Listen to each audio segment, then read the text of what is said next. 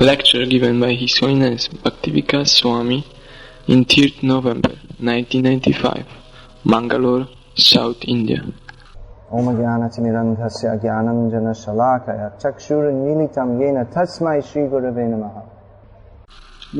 Muhyanti yat suryaha. Even the great demigods, they may find it very difficult to understand Krishna because they are placed into illusion by him, because they want to be in illusion. So for those who want to come out of the illusion, here is the fact, plainly stated, that the absolute truth, the supreme cause of all causes, the supreme personality of Godhead, is Krishna. Prabhupada's purport continued. In Vedic literatures it is said that the absolute truth, personality of Godhead, is the chief among all living personalities. What is that verse? That's a very important verse Prabhupada quotes many times. If you're reading Prabhupada's books, you must have come across this.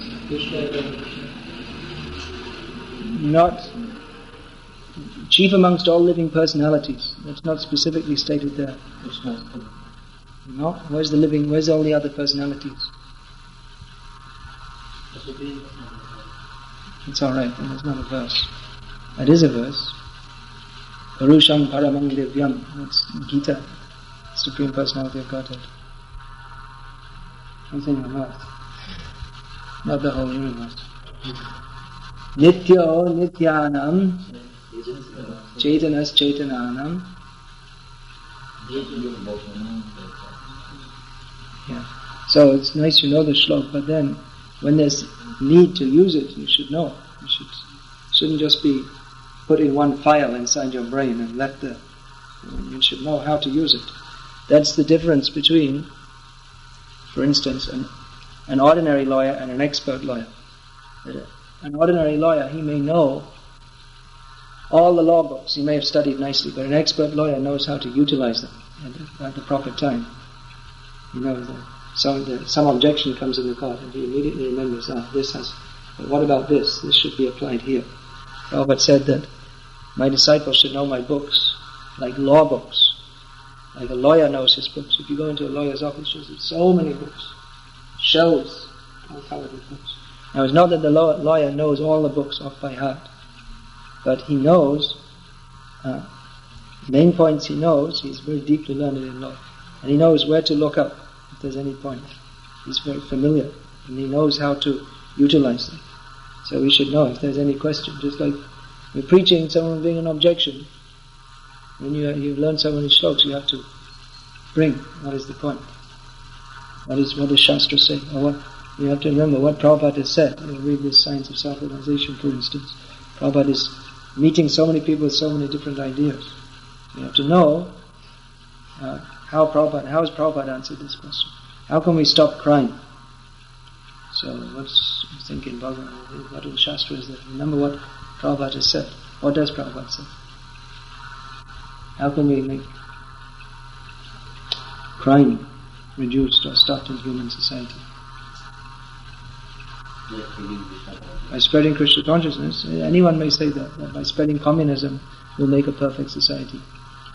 By spreading Christianity, bathe in the blood of the Lord, cut the cow's throat and bathe in that throat, and we'll establish peace in society. Prabhupada would say that if you keep people, not just saying, you can say, but Prabhupada would explain, if you keep people like cats and dogs, then how can you expect peace? How can you expect a good society? If you bring a bunch of dogs together, what will they do? They'll simply bark. You can't if you ask them to sit peacefully and listen to Bhagavad-gita, there's no question. So you have to bring people to the level of you have to make them human beings. That requires, you have to follow some principles. If they're eating their mothers, then how can you expect to behave as sane human beings? They're already lower than the savages in the jungle. The savages in the jungle, we look down, Adivasi, the savages in the jungle. And the big Brahmin is sitting, eating cow's milk, eating his mother. So, how can we expect peace? It's not possible. So we should know that all the statements in Prabhupada's books, they're all based on Shastra. And basic points he's making again and again in different ways. So in Vedic literatures it is said that the absolute truth, personality of Godhead, is the chief amongst all the living personalities. Nityo nityanam chaitanas chaitananam eko yodanam vidupati kaman. Nityo nityanam.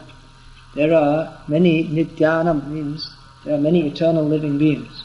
But there is one among them. Chaitanas chaitananam. There is one among the conscious living beings. That eko, that one, eko yo bahanam, his relation with the bahu, with the many, is that he fulfills their desires. It doesn't mean that he is the servant, but he fulfills it. Means they want to be in Maya, alright, you be in Maya. We'll give you facility. You want to be Krishna conscious, we'll give you facility. All living beings, beginning from the first created being, Brahma, down to the smallest ant, are individual living beings. So it sounds like a very straightforward, easy to understand statement. But how much philosophy is here? Brahma down to the smallest ant, all living beings are individual living beings. So this, we see the Mayavadis, they have the idea that there is only one entity, and display of difference is simply illusion. There's no difference, everything is one. But here, Prabhupada is pointing out that all living beings, and there are unlimited living beings, Ita Brahmanda Bhari Ananta Jivagan, and Chaitanya Mahaprabhu states, within the universe there are unlimited living beings, and they're all individuals. This is one of the first teachings in the Gita, that every living being is individual eternally. What is that verse which says that even after liberation, they remain individuals, past, present and future? What is that verse? One of the first verses in Gita. I need to know these verses. Natvevaham jatum asam nachaiva na bhavishyama sabevaya natapaya. Past, present and future, all living beings, they are individuals. These kings, Krishna was pointing out on the battlefield. That applies to all living beings. So all living beings, now this also applies to other very undeveloped so-called theistic philosophies. Just like Christians, they say only humans are living beings, not the animals or the plants. They're not living beings. The Prabhupada would point out, and what is the difference? The animal is eating, you are eating. He is sleeping, you are sleeping. He is experiencing pleasure, you experience pleasure. He is experiencing pain.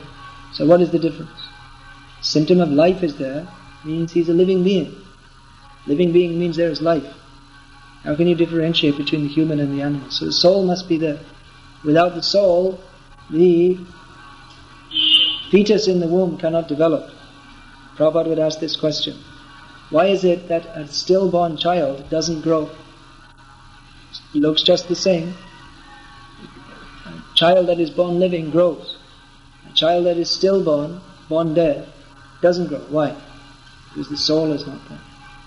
So the soul, if the soul is there, then there are 6 transformations, 6 stages. What are those 6 stages? Shadvikata. Birth, growth. The stage for some time. To reach by God. Death. So these are the 6 stages that all living beings go through. Whether it's cow, pig, a tree, human being, every living being goes through. And a stillborn child or a seed which is fried doesn't go through because the soul is not there.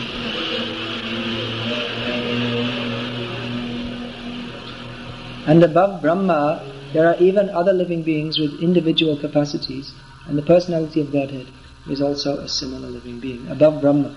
Brahma is the biggest position in this universe. But above Brahma, there are, beyond the universe, there are living beings in the spiritual world. They are also living beings with individual capacities, and the personality of Godhead is also a similar living being. Practically, Prabhupada, this point again and again and again, he's emphasizing.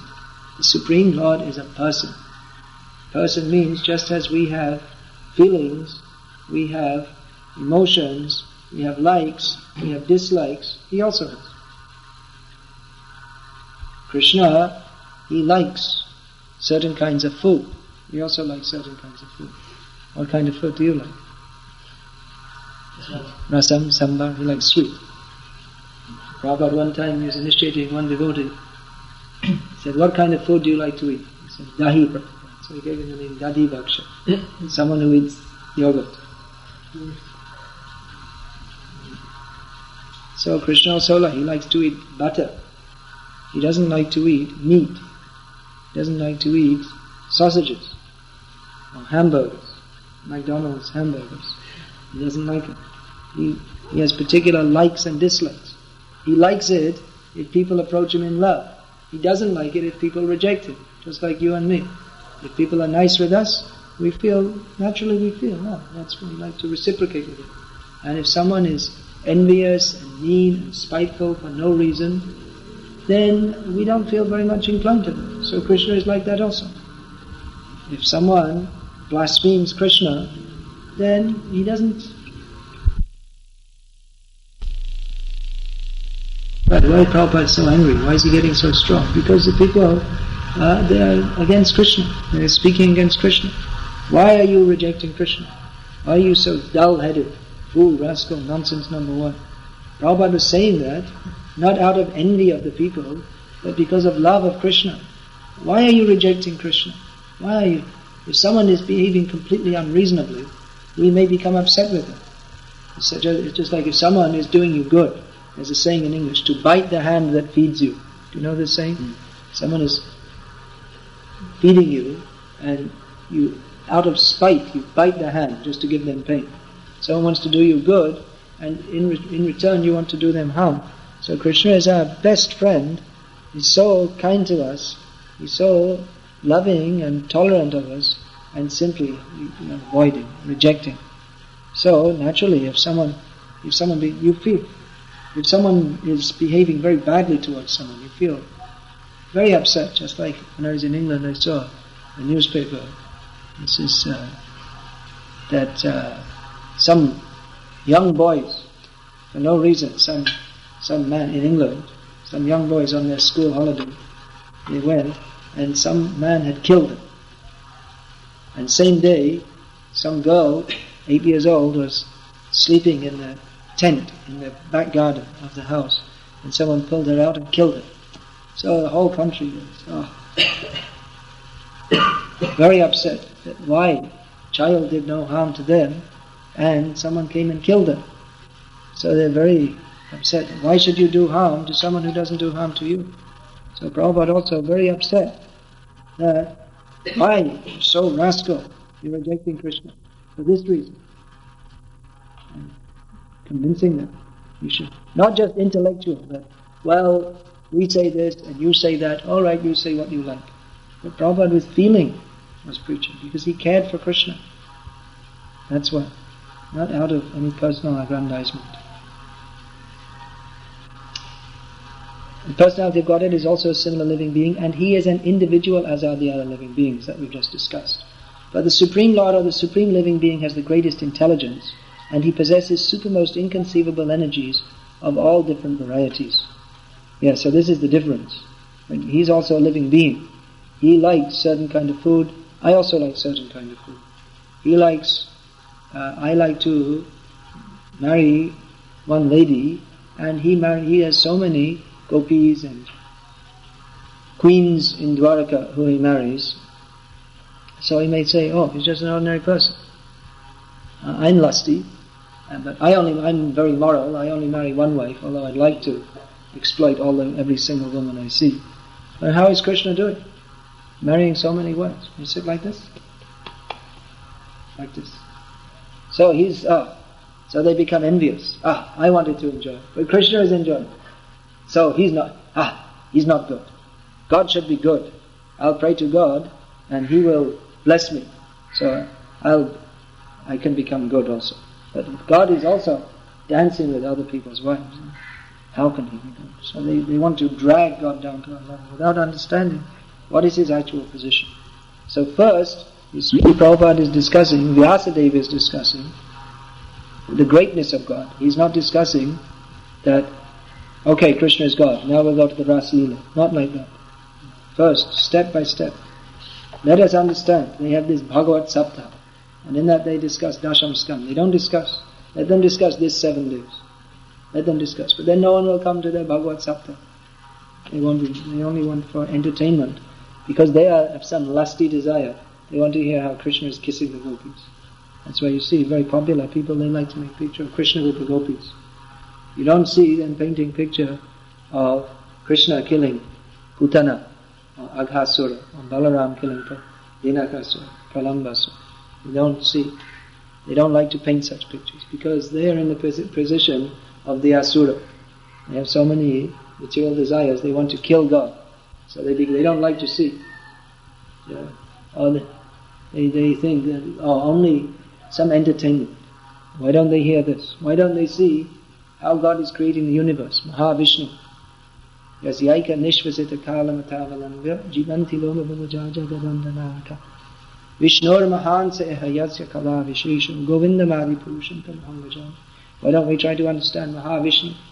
By his breathing in and out, the universes are coming in and out. And he's only an expansion of an expansion of an expansion of Krishna. Why don't you understand this in your Bhagavad Gita? Why only say you like to hear some stories and go away? You should understand. He is the supreme intelligent. People are very puffed up. Science. We are studying everything by science. And what is the position? They're like a little ant. Within the universe, our position is like an ant. No more significant than an ant. Lord Brahma is looking down from his Kamalasana. He's sitting down. He's seeing us. From his point of view, it's just like we're jumping from one body to another. We're in this body. Now we're going to live how many years? 70 years. And we become, see, I have so much land. I have so many servants under me. Lord Brahma sees, boom, we jumped in one body, we jumped out. And another body. And in that body, I'm biggest cockroach in this toilet. When someone comes to pass stool, I push all the other cockroaches out of the way. I enjoy first. So we're going, chung, chung, chung, body to body, jumping like a cockroach. And we're thinking we're so great. So just try to understand how great is God. Don't worry about Raslila. That will come later. Maybe after many, many lifetimes. Maybe even you won't come to that after many lifetimes. But just try to understand how God is great. And He possesses super most inconceivable energies of all different varieties. They're so proud. We've made electricity. They didn't make anything. Simply they harnessed the power which is there. And they're thinking, we have done so many things. They don't know what is the power of God. They don't know actually how the universe is working at all. They have so many wrong ideas. Just like they say the law of gravity. What is the law of gravity? That means Adhara Shaktim. We're reading Adhara Shaktim Avalamna Parang Swamurtim. Brahma Samhita described. Adhara Shakti means the power to hold everything in place. That is Krishna's power. That power, that is manifestation of the power of Balarama, Ananta. Everything is held on the heads of the Lord. So everything is held in place by Krishna. They may say law of gravity, this, that, but it's all Krishna's power. Or they have so many ideas. They say what is that they say? That the water is evaporated and then it is stored in the cloud. But then sometimes you see, it may go on terrible heat. In India sometimes you get, in Gujarat a few years ago, I think it was 6 years drought. There's hardly any rain. So evaporating, there's so much heat. No rain means there's extra 3-4 months of terrific heat. So much evaporation. And where's the cloud? There's no cloud. Only what Prabhupada was describing, according to the Vedic literatures, not necessarily it goes to the sun. The sun takes it. And the sun, when the sun wants, then the sun creates the cloud. Not automatically there's cloud. So there's so many things they don't know. So many things. They don't even know a very basic thing. What is the difference between a living body and a dead body? And they're supposed to be doctors, medical students. And they don't know what is the difference between a living body and a dead body. So many powers are there. So many energies of Krishna. Parasya Shakti Vividhaiva Shuyate Svabhaviki Jnana Bala Kriyacha.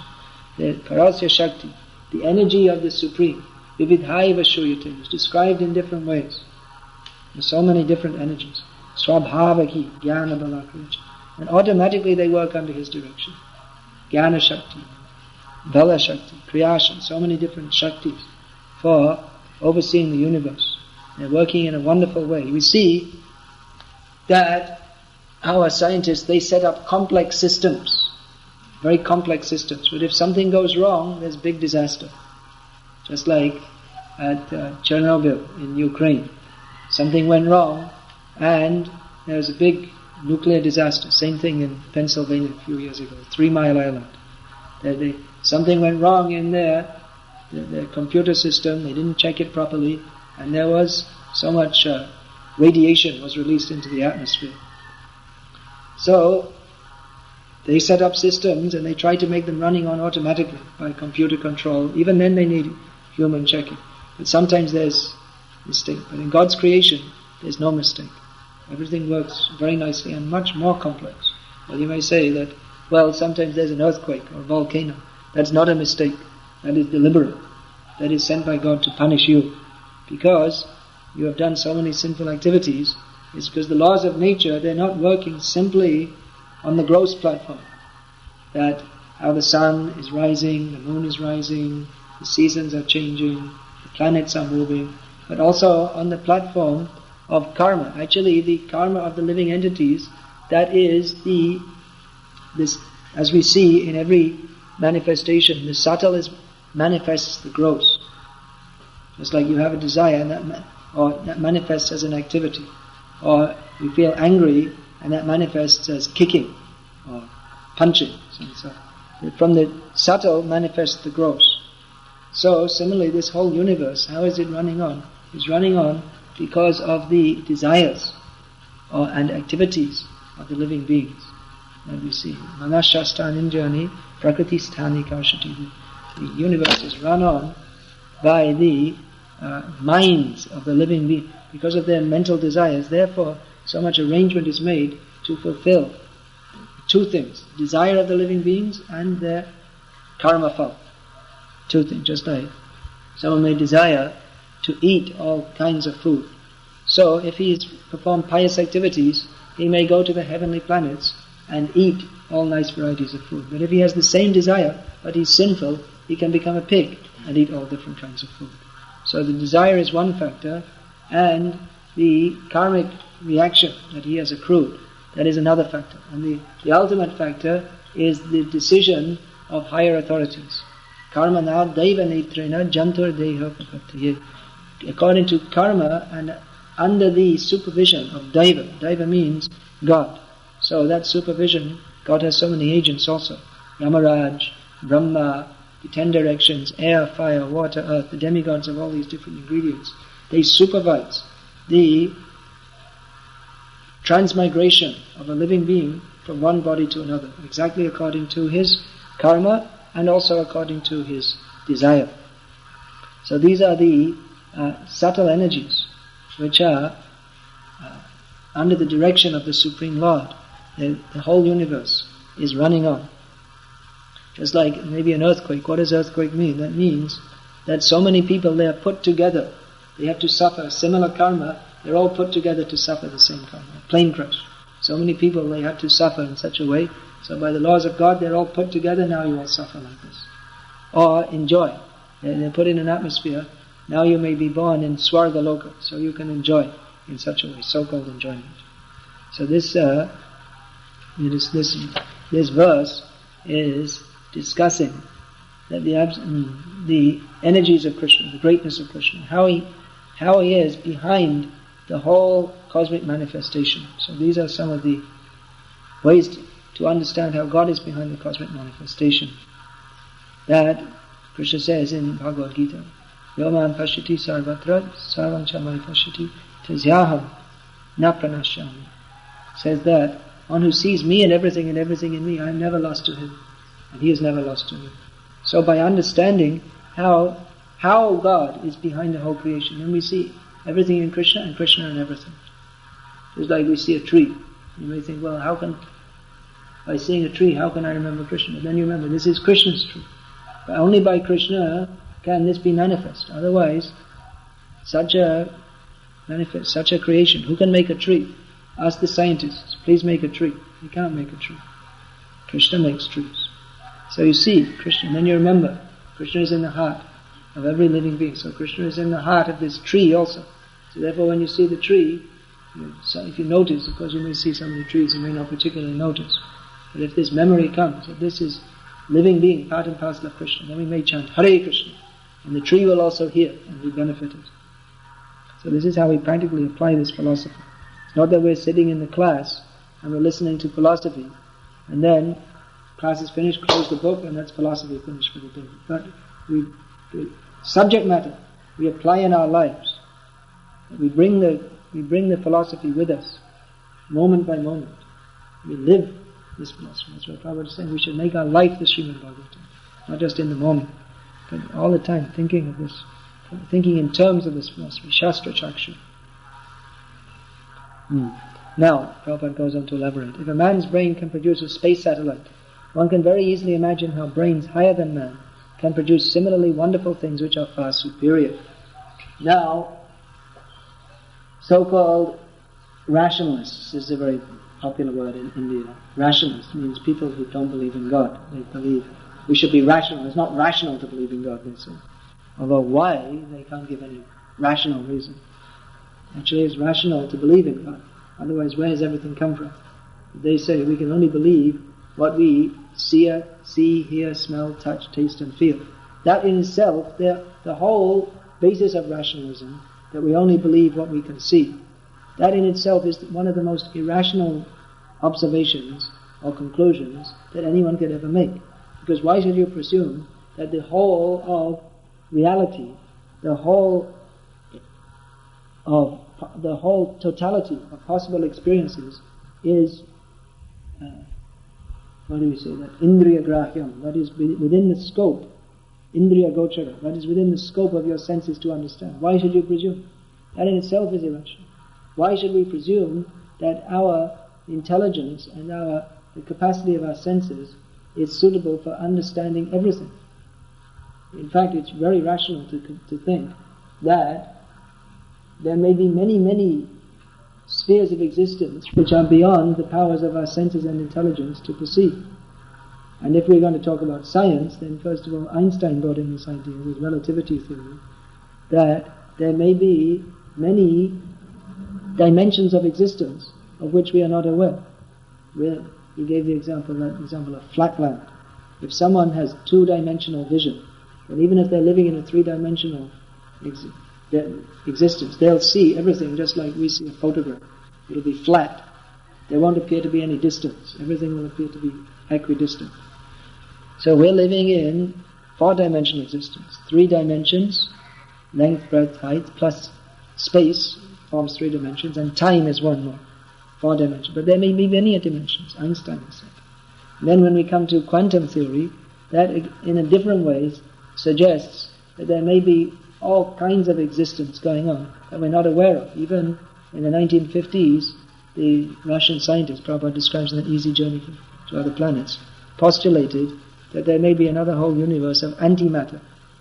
Because they're saying that, well, it's almost like the yin-yang principle in Chinese so-called philosophy, that there's, within the atom, there's positive and negative electron, proton, neutron. So positive and negative. So everything is counterbalanced. Within matter we see that everything has an opposite counterbalancing energy. So if we take the totality of the energy that we see, they postulated there may be another energy, antimatter, which keeps the matter that we see in balance, that we are not seeing. There may be a parallel universe. He postulated this idea, which is not within the scope of our vision to see.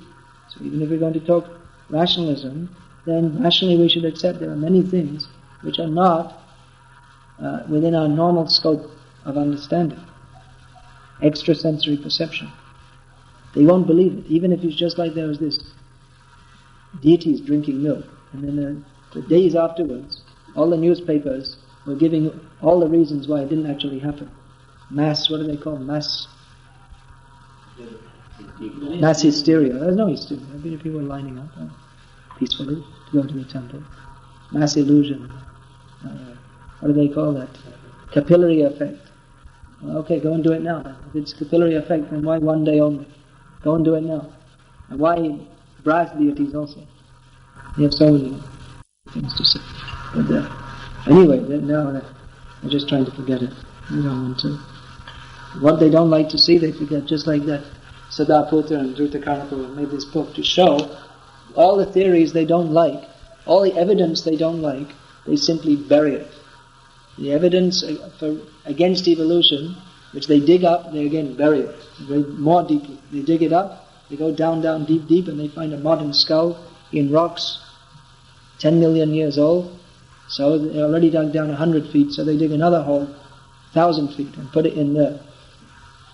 And then they're not allowed to pray to God, but they wish they could, that no one will find it. That candle you can put out. No?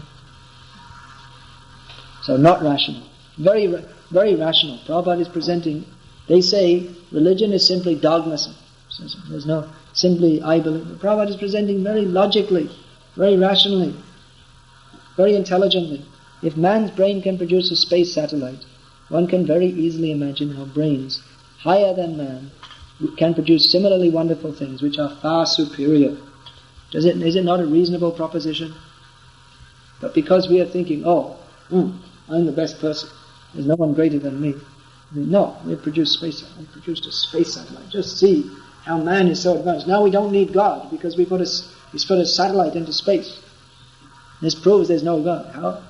That Yuri Gagarin, he went into space and he announced, I'm in space, I didn't see any God. This proves there's no God. What nonsense, foolishness. As if God, what does he think? Because this Christian idea that God is floating on a cloud. You've seen that picture? Michelangelo, Sistine Chapel. They paint a picture, God's up there somewhere, so the clouds are up there, maybe he's sitting on a cloud. And we went far above the cloud, we went through the clouds, above the clouds, and we still didn't see God. That means there's no God. What pea brain. Mustard seeds, pea is too good. Such foolishness, and they're propagating this all over the world. The reasonable person will easily accept this argument, but there are stubborn atheists who would never agree. So, what do we do with the stubborn atheists? What is the policy? Kick them in the head with boots. That was Prabhupada's idea. And people, they say all these things. You talk, so many times you have the experience, you talk very reasonably to people, you give arguments, they can't refute them, but simply they talk all nonsense, they won't accept it. So for such people, kick them in the head with boots. Prabhupada didn't literally kick them in the head with boots, but he verbally kicked them in the head with boots. In Kali Yuga,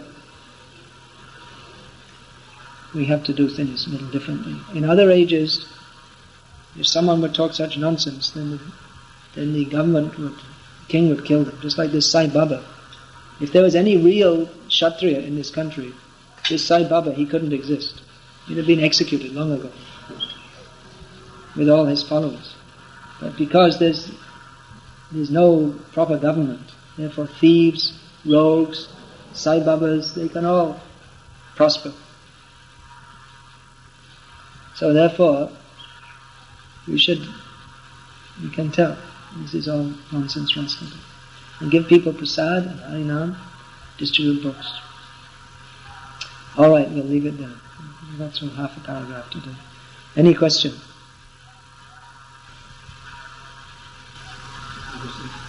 Producing the evaporations.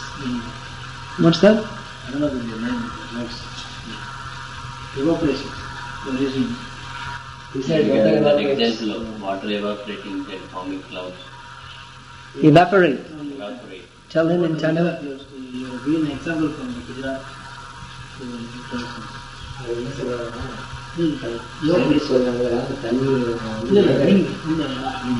The scientists say that water is evaporated and is stored in clouds.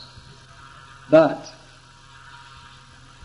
just like for instance, a few years ago, 5 or 6 years in Gujarat, in so many places, in Andhra Pradesh one time there was several years drought also. Different parts of India, there's from time to time drought. maybe not here. So, drought means anavrishti, no rain. So no rain, so many years. That means, even during when it should be in the rainy season, there was hot sun. So it means more water is evaporated. So all the water was completely evaporated. Evaporated, you understand? Yes. So there should be more and more. If what they say, the water goes up and immediately it forms clouds, there should have been so many clouds, but there wasn't. So Prabhupada explained that actually the sun takes the water, not the cloud. Sun. And then when the sun, under the direction, the sun works under the direction, goes in his orbit according to the direction of Govinda. So, under the order of Govinda, at some point in time, the sun creates some cloud, giving that water back. The water is taken by the sun. I was just citing this to say that the Vedic knowledge of the universe doesn't always agree with what they say. Any other question? Okay, then, some points. Arati, Mangalore, we got up to 18 minutes this morning. It's like 2 minutes short. It's like Mother Yashoda is 2 inches short. So it shouldn't be always short. So you can get up to 20 minutes. Try and get this. Obviously I'm going to have to say these things again and again. The member of the Panchatattva, whose name begins with G, his name is pronounced Gadadhar. Shri Advaita Gadadhar Shivasadi. Actually, Prabhupada used to sing Shri Advaita Gadadhar Shivasadi Gaur Bhakta Vrinda. You must have heard the tape. Somehow or other mostly we say Shri Advaita Gadadhar. No, actually we sing Shri Advaita Gadadhara. Anyway, pronunciation Gadadhar. So that should be pronounced. Another thing is that at least during the morning program we should always wear some shirt or chadar, some top piece, right? You don't have? You only have this kami shirt? How many shirts do you have? Huh? How many Krishna conscious upper pieces of cloth do you have? Only one. Only that dirty t-shirt. And this dirty kami shirt. So he needs to get another shirt. Right? There's also what's this? What's this design here? Romantic. At least it doesn't say World Cup 1994. No, You see some devotees they have World Cup 1994. San Francisco. That's a very common one. Devotees have San Francisco. But it's better to have something plain without all those designs. Alright, Hare Krishna. All glories to His Divine Grace, Srila Prabhupada. Srimad Bhagavatam ki jai. Now it's a commentary on Srila Gorkishotas Babaji Maharaj. Gorkishotas Babaji Maharaj. Namo Gaurakishoraya Sakshad Vairagi Vartini Vipalamba Rasambodhe Padango Janati Namaha. The pranam mantra is offered to him. He is directly the incarnation of a renunciation. He was always absorbed in the mood of separation from Krishna. He was always in the ocean of Vipalamba Rasa, Vipalamba Rasambodhe. So we offer our respectful obeisances unto his lotus feet. He is Vimala Manjari. In Krishna Lila, he is one of the assistants among the gopis. He exhibited great renunciation. He didn't mix with people. Just he was chanting. That time in Bengal, there were so many cheating, so-called Babajis, or so many people, they were just taking up Krishna consciousness for some material gain, just to show, I am a great devotee. So he kept away from all these people. And if they came to him, he would preach to them so strongly, mostly they all ran away again. They wouldn't like to stay with him. He didn't allow any deviation. He didn't allow any insincerity, even slightly. That's why he only had one disciple. He didn't even want to take any disciple. But he didn't want any disciple unless the real disciple. So his one disciple was Bhaktisiddhanta Saraswati Goswami Maharaj Prabhupada. Bhaktivinoda Thakur sent his son, whose name was Vimala Prasad. You take initiation from him. Because Vimala Prasad is highly educated, brilliant, intelligent, genius. That was recognized. So Bhaktivinoda Thakur, Bhaktisiddhanta Saraswati Thakur himself explained. Of course, this is his mode of expression. That because he was feeling some pride in being so much educated, when his father, Bhaktivinoda Thakur, sent him to Gaurkishore Das Babaji Maharaj, who from the external point of view, not very sophisticated, illiterate, couldn't sign his own name. But, despite not being able to sign his own name, all the knowledge of Shastra was with him. If anyone would come, he would teach them according to Shastra. Teach very sternly. And all the knowledge is there. Bhaktisiddhanta Saraswati Thakur used to say that all knowledge is contained in one particle of dust in the lotus feet of my Guru Dev. He used to say. Even though from an external point of view, he was highly renounced. He used to sit, no residence. He would stay in Navadvip. For some time, he'd stayed on the bank of the Ganga.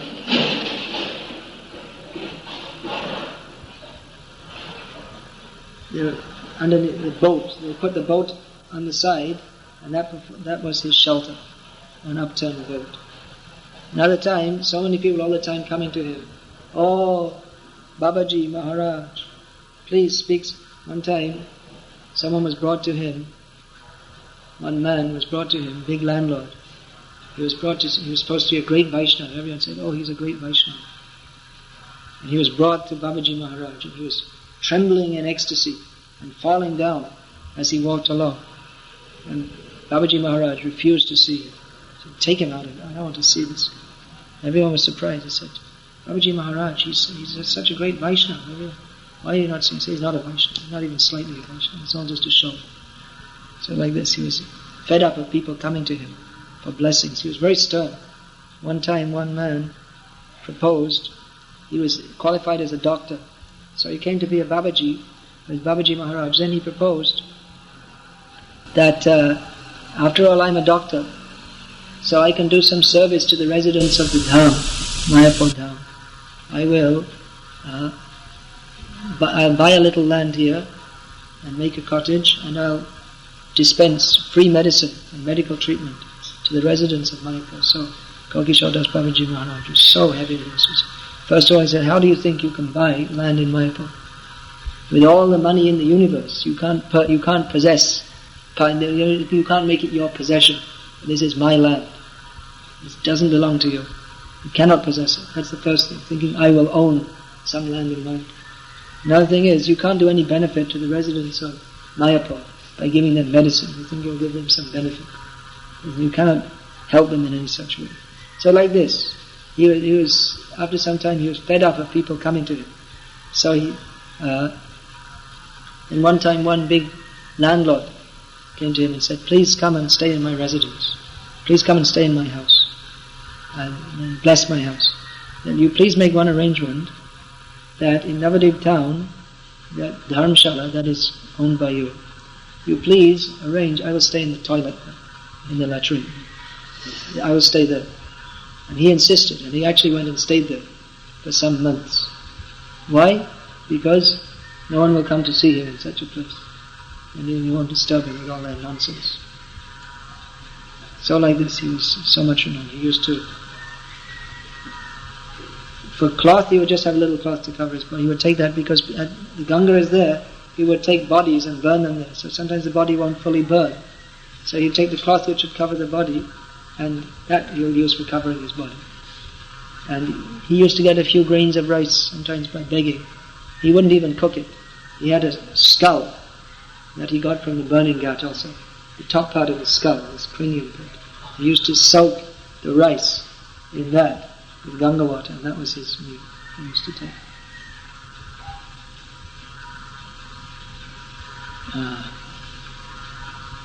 Sometimes it appeared to be. What is that story I was going to tell? He used to take it. But then one time he used to come and listen to Bhaktivinoda Thakur. He had nothing to do with worldly people. But even though Bhaktivinoda Thakur appeared to be a worldly person with so many children, he would often come to listen to Bhaktivinoda Thakur lecturing. So one time he came, dressed up in first class clothes. Dhoti, shirt, everything. And so Bhaktivinoda Thakur was very surprised. He said, "How is it that you're dressed like this?" He said, "I'm fed up of all these Babajis just imitating renunciation. So now I'm dressed like this. And I'll join. Now let the Babajis be like that, I'll be like this." And he didn't wear for much time. He gave initiation to Bhaktisiddhanta Saraswati Thakur. Himself, he didn't use beads, just he used to chant. Sometimes he used to, some old piece of cloth he used to tie into knots and make it beads like that. Sometimes he would use that. So when he gave initiation to Bhaktisiddhanta Saraswati Thakur, he didn't give any beads, because he himself didn't use beads. He just take some dust from Bhaktisiddhanta Saraswati Thakur as described.